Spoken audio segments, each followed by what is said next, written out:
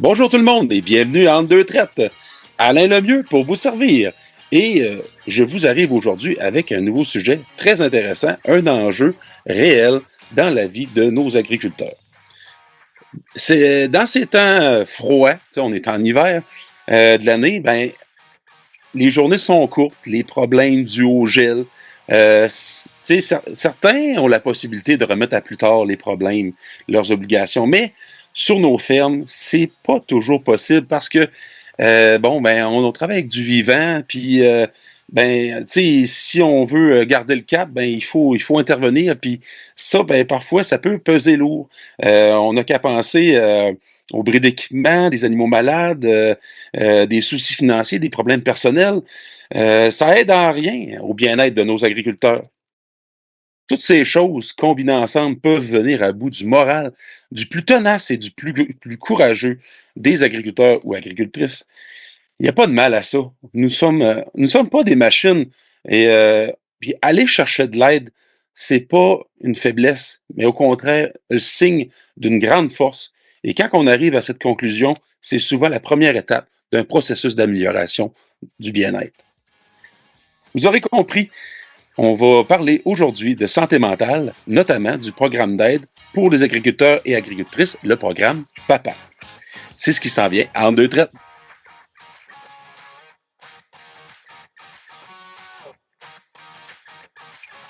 Notre invitée aujourd'hui est une pomicultrice établie à Frelichburg, en Estrie.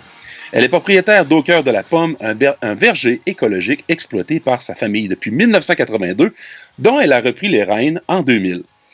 Elle s'est impliquée dans plusieurs organisations agricoles, dont le syndicat des producteurs de pommes, de la région de Missisquoi et de l'Estrie, dont elle a assuré la présidence depuis plusieurs années, avant d'être élue présidente des producteurs de pommes du Québec en 2014.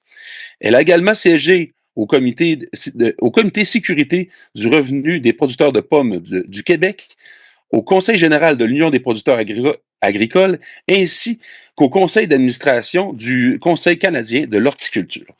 Elle est la première vice-présidente générale de l'Union des producteurs agricoles depuis décembre 2025.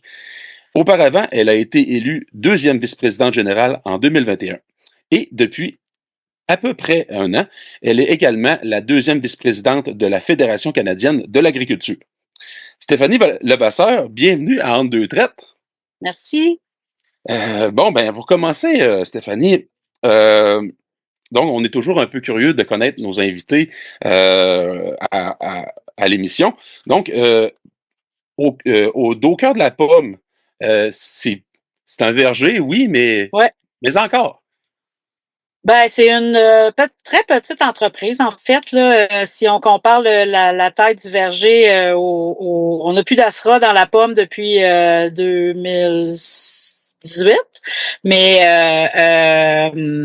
à l'époque, là, on avait une ferme modèle, là, comme dans les productions qui ont accès à ce genre de programme-là. Puis la ferme modèle de pommes au Québec, là, c'est autour de 22-24 hectares. Et chez nous, c'est 7 hectares. Mais on a un modèle un peu différent parce qu'on fait de la transformation. Donc, on fait du vinaigre de cidre artisanal qu'on distribue dans les magasins d'aliments naturels un peu partout au Québec. Et ça fonctionne 12 mois par année. Donc, ça nous occupe. Fait que notre modèle de revenu, c'est que là, ça grossit du côté vinaigre, là, mais au départ, c'était comme un tiers vente à la ferme, un tiers vente de pommes sur le marché long là, par l'entremise des emballeurs de pommes, puis un tiers de notre revenu qui venait de la transformation. Là, ça bouge un peu, mais grosso modo, c'est à peu près ça le modèle. Donc, pas une très grande entreprise. On a peu d'employés. J'ai quelqu'un à temps plein, une personne à temps plein à la vinaigrerie. J'ai mon chum qui m'aide beaucoup depuis, surtout que je suis devenue dirigeante à l'UPA. Là. Ça prend du backup à la ferme. Fait que mon chum prend le relais, ma sœur en fait un bout. Parce que mes parents sont rendus assez âgés. Là. Ils habitent encore sur la ferme, mais ils travaillent plus à temps plein. Là. On les laisse profiter de la retraite. Puis on a après ça des travailleurs étrangers là, deux qui viennent à l'été puis deux autres qui se rajoutent à la récolte Quand on est déménagé là, on habitait à Mont-Saint-Hilaire. On n'était pas du tout dans la production agricole. Puis on devait s'en aller vivre à Outremont. Fait que moi, la petite jeune, tout énervée de s'en aller vivre en ville. Puis finalement, on a abouti à Fredericksburg. C'était même pas ses cartes routières. Fait que c'était pas mal un désenchantement au départ, mais bon, j'y ai pris goût. La vie nous aiguille des fois à des parcours qu'on n'avait pas soupçonnés. Ouais. Donc, c'est ça. Alors, Ouais, le gros effectivement. au cœur de la pomme, J'ai des études en traduction. Oh. mais c'est ça, dans le fond, au cœur de la pomme, c'est surtout de la transformation, à ce que je peux comprendre. Euh, donc, ce que je remarque aussi, c'est que vous avez quand même très, très gros palmarès, on va dire, au niveau de vos implications, malgré les activités à la ferme. Donc, c'est ça, c'est important pour vous, j'imagine, de vous impliquer au niveau de l'agriculture. Ben écoute, je pense que j'ai un peu suivi le parcours de mon père là-dedans. Quand mon père a démarré la ferme dans les années 80, c'était un peu par accident. Là, comme je disais, on devait s'en aller à Montréal. Finalement, ils ont acheté ça devait être une maison de campagne là, à Fredericksburg, mais c'était au tout début de la loi sur la protection du territoire agricole. Et il y avait un tout petit verger qui était planté de l'année d'avant sur la terre. Mais avec la loi, ils ne pouvaient pas séparer le terrain. Fait qu'ils ont fini par acheter tout ça, incluant le petit verger qui, selon les dires de l'ancien propriétaire, t'as rien à faire pendant 7-8 ans, ça produira pas avant 7-8 ans, t'es correct, tu vois le temps. Mais là, on a acheté au mois de février, puis au mois de mai, ben tout le monde travaillait partout dans les vergers, puis nous autres, le foin était rendu plus haut que les arbres. Là, fait qu'il a fallu qu'on commence à regarder alentour comment ça marche. Fait que mon père a appris un peu sur le tas comme ça. Ils se sont inscrits à toutes sortes de cours pour apprendre. Puis en même temps, ben la source d'information la plus pertinente pour lui, à l'époque, c'était vraiment de faire partie de son syndicat de producteurs de pommes local parce que ça lui permettait de rencontrer des producteurs puis d'avoir accès à toute une source de plein de sources d'informations pour apprendre comment ça marche puis de quoi il en retournait puis avoir accès aux formations puis aux experts puis fait que ça a été ça puis lui il a embarqué là-dedans comme un poisson dans l'eau, puis il a fait son chemin là-dedans, puis il a été éventuellement lui aussi président des producteurs de pommes. Puis moi, quand je suis arrivée sur la ferme à temps plein en 2000, ben ça n'a pas été long que j'ai été administratrice de mon syndicat de producteurs de Missisquoi-Estrie, comme tu disais. Puis c'est ça a cheminé. Donc, on peut dire que c'est quasiment une affaire de famille, l'implication chez vous. Ben oui, ouais. Ben justement, on parle de l'UPA. Donc, l'UPA qui a justement bien aidé votre père à l'époque Mm, à s'équiper en termes de connaissances mm. dans la production. Mais pas que. L'UPA fait beaucoup plus que ça. Puis, venant en lien avec le sujet du jour à notre émission, la santé mentale. Donc, l'UPA, avec probablement votre aide d'ailleurs, dirige le programme PAPA, donc qui est un programme qui est là pour aider les agriculteurs et les agricultrices. Est-ce que tu peux justement nous faire dire un peu à nos auditeurs à quoi ça consiste le programme PAPA? Ben, ça existe depuis quelques années. En fait, ça, ça, ça remonte à plus loin que ça, là, l'implication de l'Union dans la santé mentale, là, ça dure depuis quand même quelques années. Il y avait eu des tentatives là, de monter une espèce de programme qui permettait là, d'aider les producteurs dans quand il y avait des besoins en santé mentale, mais maintenant, c'est rendu plus que ça. Le programme Papa, c'est pas juste la santé mentale, c'est vraiment toute une gamme de services qui leur est offert. Donc, depuis 2023, on s'est associé avec Dialogue, qui est un fournisseur de services en santé qui travaille partout au Canada, puis qui ont de cette façon-là accès à un grand nombre de spécialistes, que ce soit des médecins, des thérapeutes, des psychologues, même du service comptable, fiscal, ce genre d'expertise-là. Et c'est comme une adhésion annuelle. Donc, les producteurs qui sont membres de l'Union peuvent adhérer au programme PAPA et avoir ainsi accès aux services qui sont offerts par la plateforme Dialogue. C'est confidentiel, ça fonctionne, c'est de la télémédecine, fait que c'est certain que si vous vous cassez un bras, c'est pas eux qui vont vous aider, vous allez aller à l'urgence. Mais pour tout ce qui est des services qui peuvent se faire en consultation à distance, ce programme-là fonctionne super bien. C'est pas dispendieux, c'est 225 $ pour toute la famille pour l'année. Puis si vous adhérez un peu plus tard dans l'année, ben il y a comme une facture à moitié là, à partir de juin. Là, les adhésions qui se font après la fin juin, ben c'est la moitié prix. Et là, ben, ça couvre l'adhérent, son conjoint, conjointe, les enfants. Ça peut aussi couvrir les employés. Si vous avez des employés à la ferme, là, vous pouvez les rendre adhérents là, sous votre adhésion. Fait que c'est vraiment diversifié, puis c'est facilitant. Donc, puis le côté de santé mentale, ça permet vraiment d'avoir un accès. C'est très rapide. Vous allez sur la plateforme si vous avez besoin d'aide pour quoi que ce soit. Vous entrez là, vous remplissez le petit formulaire, puis quelqu'un vous contacte pour faire un premier diagnostic avec vous au téléphone.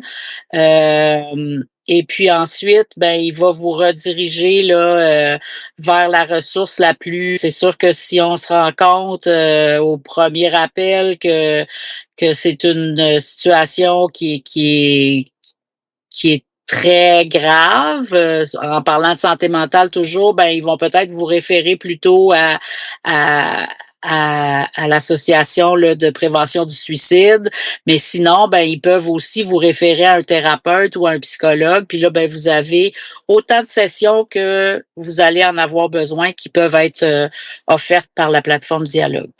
OK. Donc, c'est une plateforme virtuelle. Est-ce que c'est un peu comme du clavardage? Non, vous parlez à des vraies personnes. Donc, vraiment, en fait, moi, j'y ai eu, je m'en suis servi il y a 2 ans. Quand au début dans la deuxième année de dirigeante, là, à un moment donné, la pression monte, puis tu as bien des nouveaux dossiers, tu es très occupé, tu es beaucoup absent de chez vous. Je me suis dit, fou, j'avais de la broue dans le toupette, là. Fait que un moment donné, j'ai appelé, puis là, on m'a référé à une thérapeute avec qui j'ai parlé une fois par mois pendant 3-4 mois. Puis ça aide, tu sais, moi, ça m'a aidé là, à me replacer les idées, à, à établir des priorités, tu sais, à débroussailler, à faire, à pas rendre tout ça trop gros, puis à vraiment là, à décortiquer là, le portrait là, pour être capable de mieux gérer mon temps, puis pas être toujours sur le mode panique là. Fait que ça, mais c'était une vraie personne. On avait des rendez-vous. Comme on parle, toi puis moi, là, en virtuel. Puis il y a un calendrier là, sur lequel j'allais pour prendre mon rendez-vous. J'avais ses disponibilités à elle, puis là, je pouvais choisir une plage horaire qui rentrait dans mon horaire, qui est pas toujours évident. Fait que, mais c'était très facilitant parce qu'il y avait des disponibilités le jour, le soir, la fin de semaine. Il y a des gens qui sont disponibles tout le temps. Donc, ça a été vraiment facile d'aller consulter de cette façon-là. Donc, on comprend qu'il y a beaucoup de flexibilité sur la Ouais. plateforme. Et puis, donc, on peut avoir du conseil autant pour, comme vous disiez tout à l'heure, des problèmes qui peuvent être en consultation, on va dire, mettons, au téléphone. On a besoin d'un conseil ou justement des conseils, surtout pour la santé mentale. On le sait très bien que nos agriculteurs Bon, c'est pas toujours facile. Puis c'est probablement un des problèmes qui touche nos producteurs agricoles le plus souvent possible, puis qui, à ce moment-là, qui ont besoin d'aide. Oui, puis en plus, des fois, on attend, tu sais, puis un moment donné, tu sais, au lieu d'être un petit problème gros comme ça, ben on le laisse aller, puis là, ça grossit tout le temps parce que tu t'en occupes jamais, tu le mets de côté, tu le mets de côté, mais à chaque fois, tu mets une petite pelletée de terre de plus dessus, là, puis ça finit par grossir, puis après ça, quand c'est devenu trop gros, tu as l'impression que tu n'es plus capable, tu sais plus par quel bout prendre ça, puis comment gérer ça, mais euh, le fait, puis tu sais, moi j'ai parlé à une thérapeute, c'était pas une psychologue, c'était pas un psychiatre, là, c'était juste quelqu'un qui est formé pour te première, ils te font parler. Fait que c'est ça la première des choses à savoir, c'est que ils vont, tu sais, ils vont poser des questions, puis mais souvent, on les a, les solutions, c'est juste qu'on prend pas le temps de respirer puis d'y penser assez parce qu'on est tellement pris dans notre quotidien, puis tu sais, faut faire le train, faut nourrir les animaux, faut que les enfants aillent à l'école, les lunchs, le lavage, la maison, fait que tu sais, il y a toujours quelque chose, puis on prend jamais le temps. Mais ce qui est super avec papa, c'est que tu choisis ta plage horaire. Si tu sais que tu vas être dans la batteuse toute la journée, ben tu peux prendre ton rendez-vous dans le milieu de l'avant-midi, Ouais. puis tu sais, t'es sur le GPS, là, le tracteur il avance, mais toi, tu peux parler à la personne sur ton téléphone cellulaire dans une conversation à distance comme ça, puis donc c'est assez facilitant. Puis c'est vraiment pas dispendieux là, de la plateforme là, pour l'année. Je pense que c'est 225 $ cette année là, pour toute la famille. Puis, tu sais, des fois, ça peut être d'appeler parce que l'enfant, on a un problème, un enfant à l'école qui ou donc, ça peut être quelque chose dans ce sens-là. Ça peut être, tu sais, de la gestion de temps, trouver des solutions. Des fois, c'est juste de parler puis de décortiquer une problématique pour être capable de trouver une solution avec quelqu'un qui nous fait parler puis qui a le tour là, de nous amener à trouver une solution aussi. Là. OK. Bon, là, ce que je comprends, c'est que le programme Papa a vraiment un éventail très élargi des services on peut avoir besoin en tant que producteur agricole et la famille éventuellement. C'est vraiment très intéressant. C'est ça. Stéphanie, on va arrêter quelques instants pour diffuser le message de notre commanditaire, les producteurs laitiers du Canada, et puis on revient pour discuter de ce magnifique programme qui est Papa tout de suite après.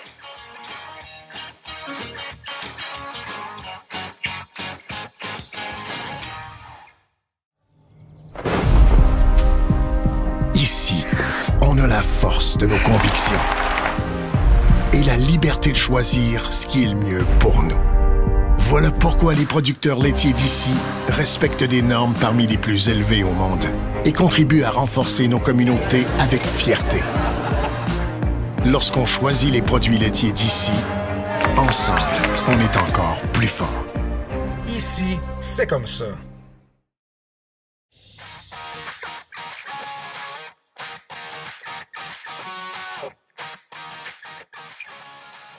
Nous sommes de retour avec Stéphanie Levasseur, première vice-présidente générale de l'Union des producteurs agricoles.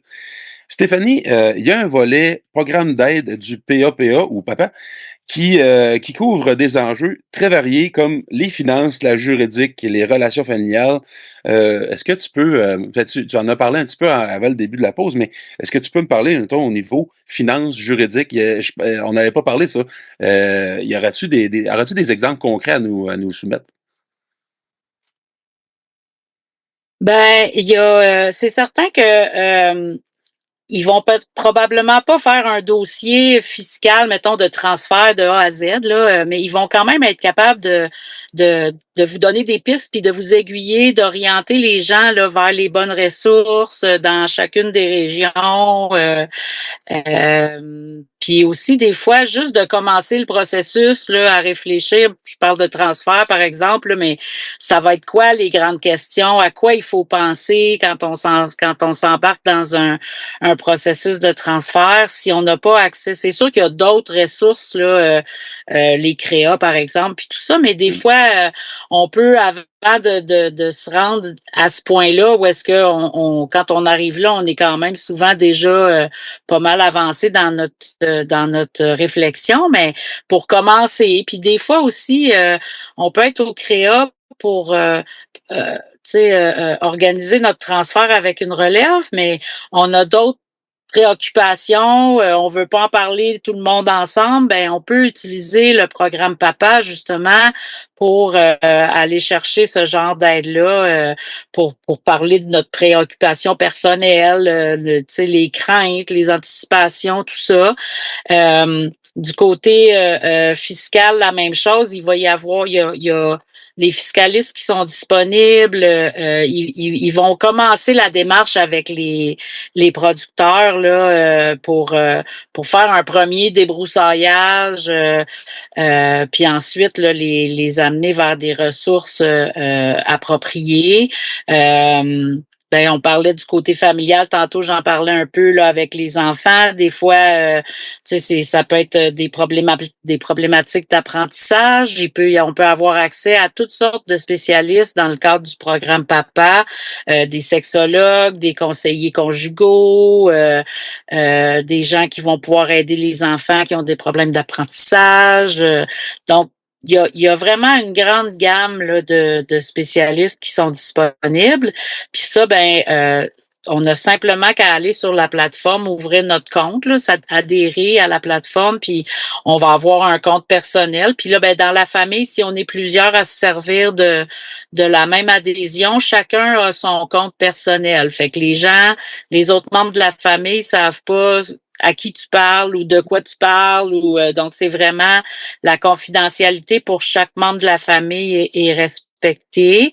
Puis fait que c'est ça, fait qu'un enfant pourrait par exemple avoir son accès. Ben c'est très intéressant. Faut y aller. Pardon, on y va puis pour la première visite, on choisit le type de besoin, là, le type de service qu'on cherche à avoir. Puis comme je disais au début, il y a quelqu'un qui nous rappelle en dedans de 24 heures pour pour faire une première conversation, pour voir là, vraiment bien diagnostiquer c'est quoi le besoin, puis nous diriger vers les bonnes ressources après. Ben, c'est vraiment intéressant le fait que ça soit comme personnel à chacun des utilisateurs. C'est comme c'est plus intime. Et puis ça aide sûrement à la communication. Je veux dire, de se laisser aller, mettons, vers les aides qu'on aurait besoin. Que là, si on est en groupe, ben là, c'est pas évident. Tandis que là, avec l'approche un peu plus personnelle, c'est vraiment très bien. Donc, tu me parlais, là, le retour, on va dire, sur la demande, c'est en dedans de 24 heures. Ouais, en général, là, il y a quelqu'un qui rappelle dans les 24 heures, puis après ça, le premier rendez-vous avec la ressource spécialisée, ça se fait aussi en général à l'intérieur d'une semaine, on est capable d'avoir un retour. Si le besoin, là, tu sais, tantôt on parlait, là, si c'est vraiment quelqu'un qui est en crise, qui pense se suicider ou quelque chose comme ça, c'est sûr qu'on va pas attendre une semaine pour que la personne parle à un thérapeute ou un psychologue, on va référer cette personne-là tout de suite au centre de prévention du suicide ou à des aides vraiment plus immédiates. Là. Mais en général, ça se fait assez rapidement. Puis on a accès au nombre de séances dont on a besoin, si c'est une par mois, si c'est une par semaine, donc il n'y a pas de limite et Ensuite de ça, ben c'est sûr que bon, selon la ressource à qui on parle, là, bon, les thérapeutes, ils vont avoir comme un plan là, d'intervention, puis ils vont se dire bon ben on devrait pouvoir, tu sais, avec le diagnostic qu'ils vont faire avec nous, avec la première conversation, ils vont dire on devrait être capable d'arriver à une solution ou à améliorer la situation dans 5, 6, 8 séances peut-être. On devrait se parler toutes les semaines ou 4 fois, une fois par mois, dépendamment des besoins des gens, ça va s'adapter à ce que les gens ont besoin, là. OK. Puis, tu me l'as souligné un peu plus tôt, donc il y a moyen tu sais, d'inscrire, on va dire, la famille dans notre Mhm. abonnement, mais il y a aussi moyen d'inscrire les travailleurs sur notre ferme. Oui. Donc, les travailleurs sur notre ferme, est-ce que c'est un abonnement supplémentaire? Non, ça peut faire partie de notre abonnement, là. Donc, ils peuvent adhérer à la plateforme avec l'abonnement de l'entreprise. OK. Mm. OK. Puis, si, par exemple, tu sais, on est quand même plusieurs au Québec sur nos fermes, on a des travailleurs étrangers. Donc, est-ce que la barrière linguistique, c'est quelque chose qui a été Ouais, considéré? ça, pour l'instant, la plateforme est seulement disponible. Les spécialistes auxquels on a accès, les gens sont habilités à travailler en français puis en anglais, mais on n'a pas de service en espagnol pour l'instant. Je dis espagnol parce que c'est la majorité de nos Oui, travailleurs étrangers oui, qui viennent. qui parlent Ouais. espagnol, mais ouais, et malheureusement, là, c'est limité au français puis à l'anglais pour l'instant. OK. Ben, peut-être que Mais c'est un bon dans le départ. futur. Oui, c'est ça. C'est très bien déjà pour Ouais. commencer. Ouais. Peut-être Mais il y a justement. d'autres ressources, il y a d'autres ressources pour les travailleurs étrangers aussi là, je pourrais demander à Isabelle qu'elle vous les envoie si vous aviez des liens à mettre avec la balado là. Il Oui, y a des ressources qui existent aussi pour les travailleurs étrangers. ça serait vraiment intéressant. Puis Mm. ça nous ferait plaisir de le partager justement sur la page de l'émission. Parfait. Euh, Écoute, en terminant, Stéphanie, admettons là, que bon, il y a quelqu'un qui nous écoute là, sur notre podcast, puis qui aurait des besoins, justement, que Mhm, ce soit en santé mhm. mentale ou peu importe, puis qu'il hésite à appeler. Là. Qu'est-ce que tu aurais Ouais. à dire à cette personne-là? Ben, il y a toujours beaucoup d'appréhension quand on veut demander de l'aide. On pense toujours que c'est une faiblesse, puis en fait, pour l'avoir vécu, là, ce que j'expliquais au tantôt, là, tu vis avec ça, puis c'est toujours, à chaque jour, c'est plus compliqué, là. La journée où tu demandes de l'aide, là, tu prends un grand respire, puis juste ça, ça soulage. Fait que juste d'aller s'inscrire, puis de recevoir le premier appel, puis il n'y a rien qui t'engage ensuite à poursuivre, mais le premier appel, c'est tellement simple, puis les gens sont vraiment, tu sais, les gens sont calmes, ils ont l'habitude de faire affaire avec des personnes qui ont des problématiques, qui sont en crise, puis t'as pas besoin d'être tu sais, au bord du gouffre, là, ça peut être bien avant souvent de demander de l'aide plus tôt, ça favorise bien des choses aussi, mais ça coûte rien là. Ça coûte 200 pièces mais tu n'as pour l'année puis ça fait tellement de bien d'être capable de parler parce que bien souvent quand on a ce genre de problématique là, on veut pas en remettre ses épaules de nos conjoints ou de nos enfants ou de nos parents ou nos amis sont trop occupés, ils ont leurs problématiques aussi. Fait qu'on a déjà comme puis on se le dira, tu sais, on le sait, là, en agriculture, on est souvent isolé, on est tellement occupé qu'on sort pas beaucoup de nos entreprises. Puis quand on sort, c'est vite, vite, vite, c'est telle affaire, telle affaire, telle affaire. On n'a pas le temps de ralentir puis de prendre un break. Fait que c'est facilitant, puis tu respires mieux, puis tu dors mieux, puis après ça, c'est juste de voir plus clair, puis c'est vraiment facile de faire affaire avec ces gens-là. Donc, ça vaut pas la peine de s'en passer. Là, c'est, moi, je l'ai fait, je l'ai fait Puis je vous dirais, je l'ai fait trop tard. Ça faisait longtemps que j'empilais, là. Puis une fois que je l'ai faite, je me suis dit, maudite niaiseuse, t'aurais donc dû appeler là il y a 6 mois. Mais on veut pas, on a peur, on est réticent, j'ai pas besoin de ça, je suis capable, ça va passer, c'est pas vrai, ça passera pas. Puis même si ça va passer, ça peut passer juste dans un an. Pourquoi est-ce que on est bien mieux de dire ça va être bien plus facile si ça passe dans 2 semaines, 1 mois, là, tu sais. Puis après ça, tu retrouves comme ton entrain, puis ton, tu sais, puis tu te retrouves toi-même, là, parce que quand t'es pogné là-dedans, ben tu le sais que t'es pas aussi efficace, puis que t'as pas l'énergie que t'as d'habitude, puis que t'es pas capable de mener toutes tes affaires comme tu le fais d'habitude, puis plus que ça arrive, pire tu te sens, puis pire tu te sens, plus que c'est difficile. Fait que il faut vraiment pas attendre, puis vraiment le fait que tu puisses avoir accès à quelqu'un si facilement, rapidement, puis que c'est entièrement confidentiel, tu le fais tout seul dans ton coin, puis personne n'a besoin de savoir, là.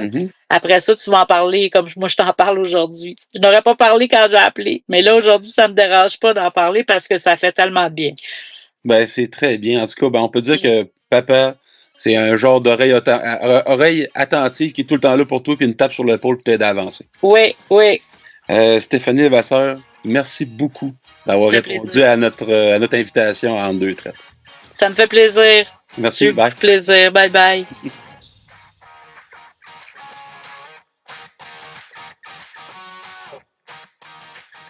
Franchement, le programme d'aide pour les agriculteurs et agricultrices, le PAPA, c'est bien plus qu'un simple service d'aide. C'est comme un véritable filet de sécurité pour les producteurs, les productrices et leurs familles, et même aussi leurs employés.